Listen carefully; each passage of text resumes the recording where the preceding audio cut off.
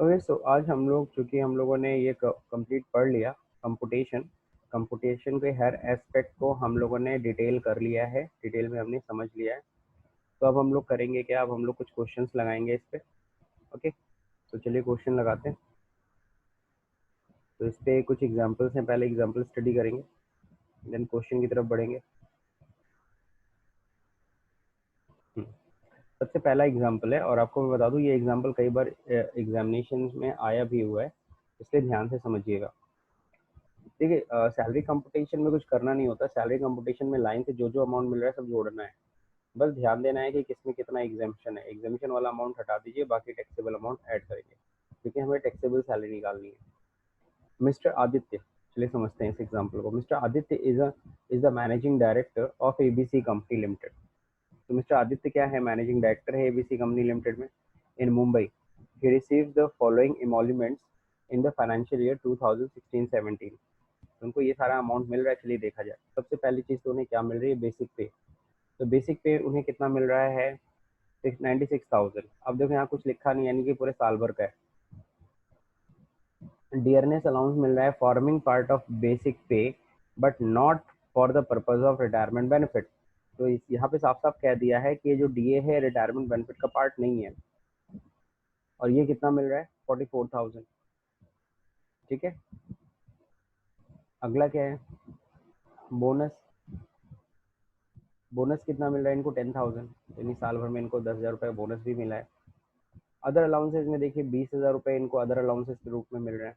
Entertainment allowance इनको 6,000 मिल रहा है। अब देखो इंटरटेनमेंट अलाउंस जैसे ही आया, अब देखो क्या मिस्टर आदित्य गवर्नमेंट एम्प्लॉई है, ना ना ना, ये तो एबीसी कंपनी लिमिटेड में काम कर रहा है। तो इसका मतलब है ये नॉन गवर्नमेंट ऑर्गेनाइजेशन है, तो इंटरटेनमेंट अलाउंस पूरा टैक्सेबल है, कुछ भी इसमें रिडक्शन नहीं मिलने वाला इनको।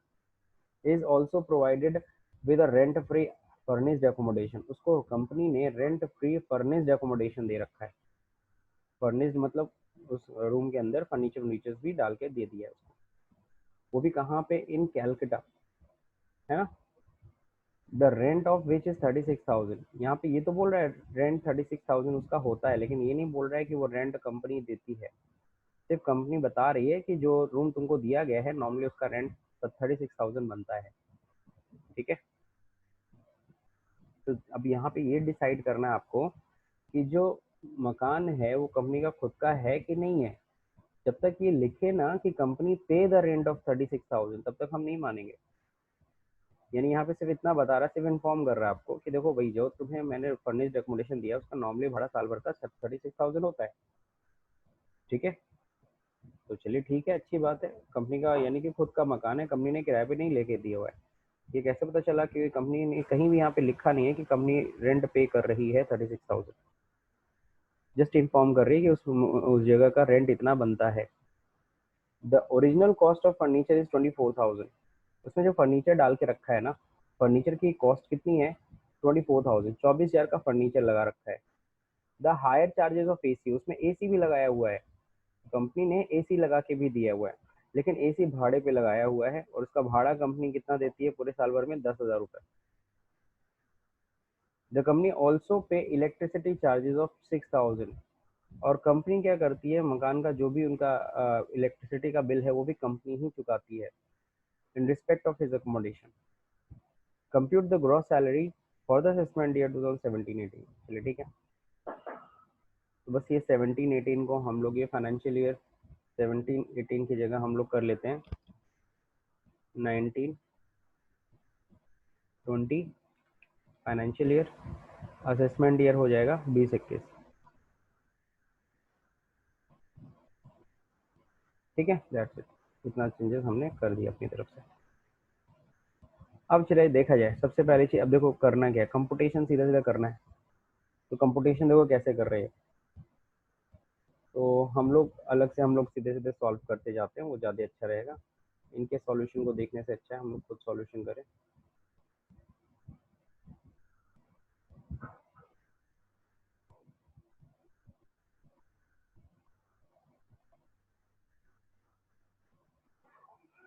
देखिए, हम लोग बात कर रहे हैं कंप्यूटेशन की, तो हम लोग लिखेंगे कंप्यूटेशन ऑफ टैक्सेबल सैलरी, है ना, computation of taxable salary of mister Aditya. तो ये सबसे पहले हम लोग हेडिंग डाल देते हैं, आदित्य जी हैं, उनकी हम लोग कंपुटेशन कर रहे हैं।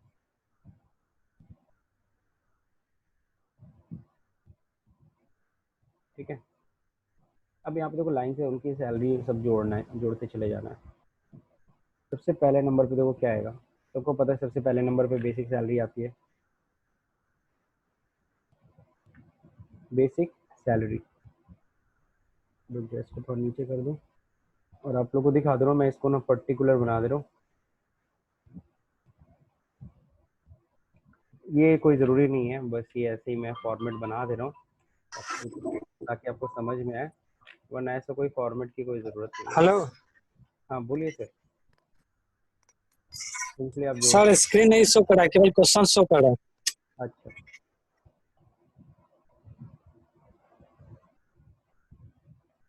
ओके, अब दिख रहा है।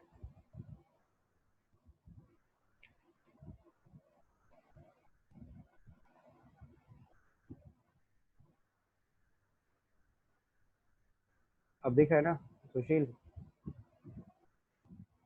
सर अभी ब्लैक पूरा शो कर रहा है, अब आएगा कुछ देर में। तुम्हारा थोड़ा सा नेटवर्क इशू, ठीक है, नेटवर्क। नेटवर्क इशू है थोड़ा। चलिए ठीक है, सबसे पहले देखो बेसिक सैलरी हम लोग बात करेंगे। What is the basic salary?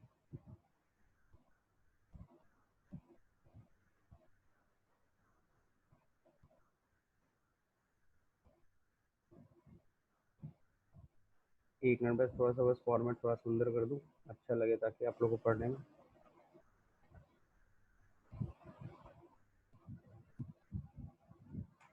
चलिए अब सही लगेगा आपको। अब देखिए यहाँ पे सबसे पहले बेसिक सैलरी की बात कर रहे हैं, बेसिक सैलरी है कितना। तो अगर हम लोग क्वेश्चन में अगर ध्यान से देखें तो क्वेश्चन में बेसिक सैलरी कितनी थी? बेसिक सैलरी थी 96,000। तो सीधा सीधा 96,000 दिया हुआ है, हम लोग इसको 96,000 को यहाँ पे उतार लेते हैं। तो 96,000 तो बेसिक सैलरी पहली चीज़ तो मिल रही है, तो ये तो टैक्सेबल होता है 100%। अब बेसिक सैलरी के बाद अगला चीज़ क्या दिखाना चाहिए? तो देखो अगला जो लाइन से दिखता जा रहा है वो दिखाते चले जाओ। वैसे बोनस पहले दिखा दो, याद होगा फर्स्ट पॉइंट पे हम लोग basic salary, bonus, leave salary, ये सब पहले दिखा दिया जाए तो ज़्यादा अच्छा है। ठीक है, तो हम लोग क्या कर रहे हैं, अब हम लोग जा रहे हैं सेकेंड नंबर पे, चलो बोनस दिखा देते हैं नीचे, बोनस। ठीक है, पॉइंट वॉइंट करना कोई ज़रूरी नहीं, हटा देता हूँ। तो बेसिक सैलरी हो गया, फिर बोनस हो गया। बोनस कितना मिल रहा है? 10,000 रुपीज़। ये भी जुड़ेगा, बोनस इज फुल्ली टैक्सेबल। अब बोनस के बाद फिर जो देखिए क्या है, अब क्या दिखाया जाए, डीए, डियरनेस अलाउंस दिखा दिया जाए। तो डीए कितना है? डियरनेस अलाउंस, जिसको भी डियरनेस अलाउंस नहीं पता है मैं फिर से बता दूंगा, डियरनेस अलाउंस मतलब महंगाई भत्ता, कंपनी महंगाई भत्ता दे रही है। तो डियरनेस अलाउंस कितना दे रही है? 44,000। ठीक है, तो 44,000 रुपीज़ डियरनेस अलाउंस हो गया, 44,000। अब अगला जो देखिए क्या है, अगला है अदर अलाउंसेस के नाम पे मिल रहा है। अदर अलाउंसेस के रूप में देखिए कितना आ रहा है इनको, अदर अलाउंसेस के रूप में इनको 20,000 मिल रहा है, और इंटरटेनमेंट अलाउंस 6,000। दोनों ही चीज़ें दिखा देते हैं हम लोग। अदर अलाउंसेस 20,000, और फिर इंटरटेनमेंट अलाउंस,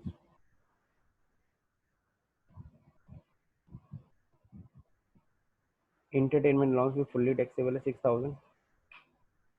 यानी जितने भी टैक्सेबल लाइफ बस जोड़ते ही सैलरी जोड़ना है इनका, कितना इनको मिल रहा है प्लीज का, बस लाइन से देखो, सबको जोड़ते चले जाना है। कोई डेबिट क्रेडिट वाला फार्मूला वार्मूला कुछ नहीं है, कोई ऐसा नहीं दिमाग लगाना, बहुत सिंपल है, कैलकुलेशन बस करना है। अब देखो सारे अलाउंसेस भी खत्म हो गए, पहले नंबर बेसिक बोनस दिखा दिया, फिर हमने सारे अलाउंसेस दिखा दिया। अलाउंसेस के बाद फिर नंबर किसका आता है? परक्यूजिट्स का। तो परक्यूजिट्स सब चलिए देखते हैं। उसको रेंट फ्री फर्निश्ड एकोमोडेशन मिला है इन कोलकाता, रेंट है 36,000। तो इसमें वैल्यू कैलकुलेट करना पड़ेगा। चलिए अब देखते हैं यहाँ पे। अब हम लोग को परक्यूजिट दिखाना, मैं परक्यूजिट की हेडिंग डाल देता हूँ। अलाउंसेस के लिए हेडिंग नहीं डाला मैंने। अलाउंसेस में 3 अलाउंसेस मिले हैं। अब परक्यूजिट्स की बात करते हैं। तो परक्यूजिट्स में सबसे पहले है value of rent free furnished accommodation, ठीक है ना। तो यहाँ पे हम लोग को निकालना है value of rent free furnished accommodation क्या है। तो value of rent free furnished accommodation की वैल्यू कैसे निकलेगी, इसके लिए हम लोग को पता होना चाहिए कि क्या वैल्यू निकालने का क्या तरीका होता है। तो इसके लिए शायद मैंने आपको पहले ही एक चार्ट पढ़ाया था, ऊपर शायद होगा मेरे पास। यहाँ नहीं, यहाँ पे नहीं है लग रहा, चलो इसमें नहीं है मेरे पास।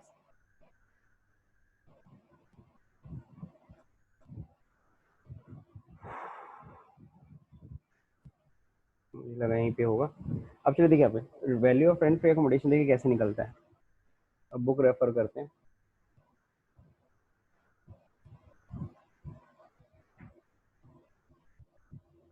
सबसे पहली चीज़ तो हमें ये देखनी होती है, ये चार्ट, कि कंपनी का मतलब मकान जो रेंट फ्री फर्निश्ड एकोमोडेशन है वो किस गवर्नमेंट एम्प्लॉय को मिल रहा है कि नॉन गवर्नमेंट एम्प्लॉय को। तो गवर्नमेंट एम्प्लॉय तो है नहीं, यानी अदर्स की बात करेंगे। अदर्स में भी दो बात होती है, एकोमोडेशन ओन्ड बाय एम्प्लॉयर, कि एकोमोडेशन ने रेंट पे लिया गया है। तो जो भी है हम ये लेके चल रहे हैं कि भाई मकान किसका, एम्प्लॉयर का खुद का है। तो ये कहीं नहीं कह रहा है कि कंपनी इतना रेंट देती है, इसमें कंपनी का खुद का मकान है। अब हमें पॉपुलेशन चेक करना पड़ेगा, पॉपुलेशन कितनी है, 10 लाख से कम है, 10 लाख से 25 लाख के बीच में है, 25 लाख से ऊपर है। तो कोलकाता में वो दे रहा है, तो कोलकाता में तो पॉपुलेशन 25 लाख से ऊपर है। तो सीधे सीधे हो गया 15% ऑफ योर सैलरी। तो आपकी सैलरी का 15% ही आपके मकान की वैल्यू होगी। तो चलिए इसको निकालते हैं। सैलरी का 15% ऑफ सैलरी, ठीक है। तो 15% सैलरी आपके मकान की वैल्यू हो जाएगी, ठीक। और उसमें आपको पता है 10% ऑफ फर्नीचर कॉस्ट, ये भी आपका आएगा, क्योंकि फर्नीचर भी आपका फर्निश्ड एकोमोडेशन है, फर्नीचर भी लगा के रखा है। तो अब चलिए देखिए यहाँ पे कैलकुलेशन हम लोग कर सकते हैं। 15% ऑफ योर सैलरी, तो 15% देखिए किसका होगा, जरा ध्यान से समझिएगा। इसमें बेसिक सैलरी आएगी। बेसिक सैलरी याद होगा, मैंने बताया था सैलरी का 15%। तो रेंट पे एकोमोडेशन में सैलरी का मतलब क्या होता है, तो मैंने सैलरी का मतलब बताया था अप टू 2 पॉइंट, यानी फर्स्ट पॉइंट या ये सब सेकेंड पॉइंट मतलब अलाउंसेस, इन सबको ऐड कर लो, that is meaning of salary under rent free accommodation. लेकिन यहाँ पे डीए याद होगा, डीए हम तभी शामिल करते हैं अगर रिटायरमेंट बेनिफिट का पार्ट होता है तो। क्योंकि क्वेश्चन में साफ साफ कह दिया था कि डियरनेस अलाउंस रिटायरमेंट बेनिफिट का पार्ट नहीं है, तो हम उसको शामिल नहीं करेंगे, ठीक है। ये चीज़ का ध्यान रखिएगा आप लोग। तो यहाँ पे सैलरी का मतलब क्या होगा, 96,000 प्लस बोनस भी आएगा, प्लस डीएनएस अलाउंस छोड़ दीजिएगा, अदर अलाउंसेज आएगा, प्लस इंटरटेनमेंट अलाउंस आएगा। तो अगर हम इतना जोड़े तो कितना आ रहा है, 1,32,000। इसका कितना प्रतिशत होगा मकान की वैल्यू, 15%। ये आपकी सैलरी 1,32,000 आई थी, अब इस पे 15% निकाल देंगे, ये है आपके मकान की वैल्यू। यानी आपको जो रेंट फ्री फर्निश्ड एकोमोडेशन दिया है उसकी वैल्यू हमने निकाल ली है, 19,800 रुपये आपकी सैलरी में जुड़ेगा उस मकान की वैल्यू। लेकिन उसमें चूंकि फर्नीचर भी डाल रखा है। अब अगर क्वेश्चन पे आप लोग ध्यान देंगे तो फर्नीचर कितने का डाल रखा था, फर्नीचर आई थिंक 24,000 का था फर्नीचर, मुझे याद है यहाँ। तो देखो फर्नीचर की वैल्यू कितनी थी, 24,000 का फर्नीचर उन्होंने डाल रखा है। तो फर्नीचर की वैल्यू ऐड करेंगे, ठीक है। 24,000 का फर्नीचर है, लेकिन फर्नीचर 24,000 नहीं होगा, उसका बस 10% होगा। तो 24,000 का फर्नीचर था, मल्टीप्लाई बाई 10%, ये होगा फर्नीचर की वैल्यू। प्लस उसमें एसी भी किराए पे लगा के रखा हुआ है, हायर चार्जेस ऑफ एसी जो कंपनी देती है, एसी का हायर चार्जेस भी कंपनी पे कर रही है, ठीक है। तो वो कितना पे करती है, 10,000 रुपीज़ क्वेश्चन के अकॉर्डिंगली। तो ये 10,000 जो कंपनी पे कर रही है वो आपकी परचेज की वैल्यू हो गई, ठीक है। अब देखते हैं आगे और क्या है। प्लस इलेक्ट्रिसिटी का जो है ना खर्चा, वो भी कंपनी पे कर रही है। अगर आप ध्यान से देखेंगे तो क्या कह रहा है, हायर चार्जेस ऑफ एसी 10,000 तो हो ही गया। फिर कह रहा है कि कंपनी पे इलेक्ट्रिसिटी चार्जेस 6,000। तो आप भाई, मेरे घर की इलेक्ट्रिसिटी अगर कंपनी दे रही है तो वो भी तो मेरे लिए परचेजिटी हुआ। इलेक्ट्रिसिटी चार्जेस है ना, इलेक्ट्रिसिटी चार्जेस की बात कर रहे हैं, पेड बाय एम्प्लॉयर। तो ये देखिए कितना दे रहा है, 6,000। हो गया कंप्लीट। तो परक्यूजिट्स भी हमने कंप्लीट कर लिया। ध्यान रखिएगा ये तीनों एक पार्ट में है, क्योंकि वैल्यू ऑफ फर्निश्ड एकोमोडेशन में 15% ऑफ सैलरी और इवन हायर एसी भी लगा रखा है तो वो भी आप ले सकते हो। ये कंप्लीट जो है ना, ये तीनों की वैल्यू जोड़ के कितनी होती है, 32,200 रुपये। तो 32,200 रुपये बेसिकली आपके फर्निश्ड एकोमोडेशन की वैल्यू है। इलेक्ट्रिसिटी चार्जेस दे रही है कंपनी 6,000। और अब देखते हैं ग्रॉस सैलरी कितनी बनी। हमने कंप्लीट सैलरी हमने ऐड कर लिया है।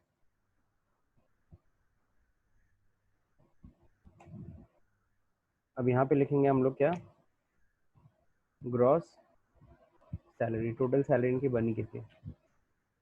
तो ग्रॉस सैलरी सिंपल सा सम लगा दिया जाए, फंक्शन।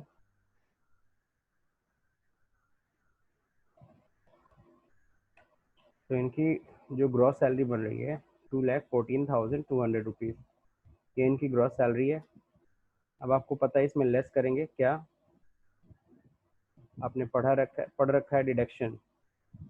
डिडक्शन अंडर सेक्शन कौन सा होता है, अंडर सेक्शन 16। आपको पता है इसमें सबसे पहला डिडक्शन मिलता है 16 की क्लॉज आई ए। इसमें क्या होता है, स्टैंडर्ड डिडक्शन।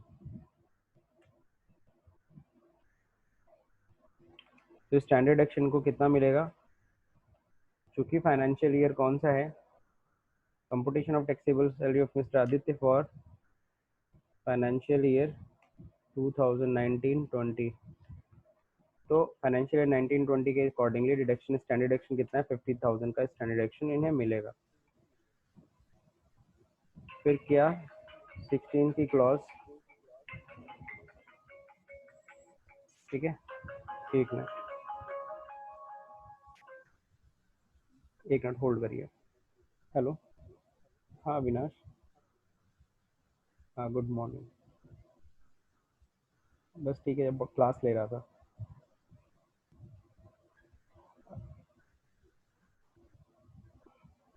टैली एक्सपर्ट हो ना।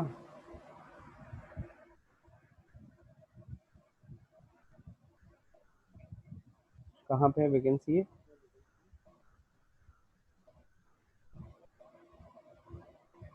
हम्म। अच्छा, ठीक है, ठीक है। तो मैं अभी बच्चे से बात करके फिर तुमसे कांटेक्ट करता हूँ, ठीक है। एक्सपीरियंस मांगा होगा फिर, चलो ठीक है, मैं बात करता हूँ, जो बच्चे काम कर रहे थे उन्हीं से बात करता हूँ, ठीक है। चलो ठीक है, ठीक है अविनाश, अभी थोड़ी देर में मैं तुम्हें कॉल करता हूँ। एक अप्रॉक्स 12 बजे बात करूँगा क्लास के बाद, ठीक है। Okay, bye.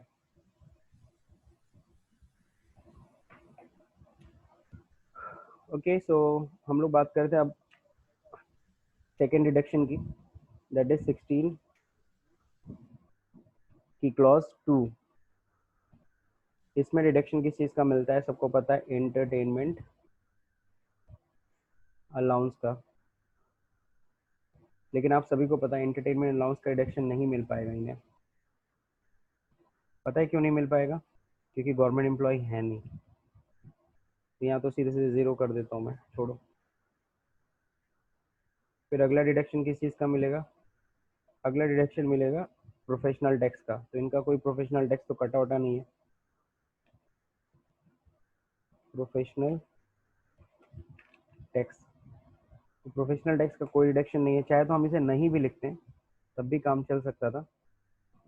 ठीक है, मैंने यहाँ पे लिख दिया, यहाँ पे भी 0, बस आपको फॉर्मेट समझाने के लिए मैं लिख रहा हूँ ये सब। ठीक है, अब क्या है, डिडक्शन आपको पता है टोटल कितना हो गया। अब आएगा क्या, टैक्सेबल सैलरी।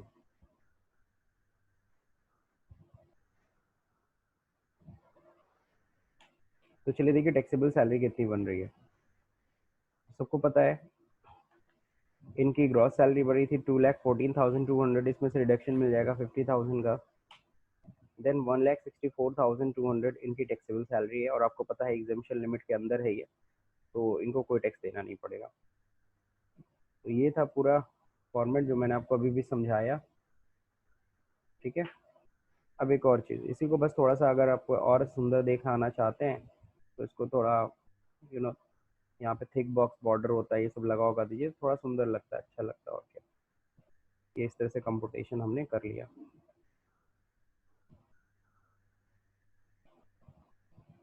That's it. ठीक, तो ये हम लोग ने पढ़ लिया कंप्यूटेशन ऑफ टैक्सेबल सैलरी, कैसे कैसे हम लोग को कंप्यूट करना है। सबसे पहला ये चीज़ बस ध्यान रखिएगा, पहले नंबर पे basic salary, bonus, leave salary, arrear of salary, सबसे पहले हम लोग ये सब हम लोग लगाते हैं। फिर सेकंड नंबर पे हम लोग क्या अलाउंसेस का नंबर आता है। फिर थर्ड नंबर पे परक्यूजिट्स। फिर पीएफ ईएसआई, पीएफ की बात होती है, पीएफ कंट्रीब्यूशन, बट इसमें कुछ था नहीं तो इसलिए हमने दिखाया नहीं, सीधे ग्रॉस सैलरी आ गई। ग्रॉस सैलरी में से हमने डिडक्शंस दे दिया। डिडक्शंस में आपको पता है बाकी डिडक्शन मिले ना मिले, स्टैंडर्ड डिडक्शन सबको मिलना है 50,000। अगर फाइनेंशियल ईयर 19-20 है, अगर फाइनेंशियल ईयर इससे पहले का है 18-19 है, तो जाहिर सी बात है 40,000 का स्टैंडर्ड डिडक्शन आप लोग दोगे। ठीक है, तो ये पहला एग्जाम्पल था। अब चलिए बुक में एक बार रेफर कर लेते हैं।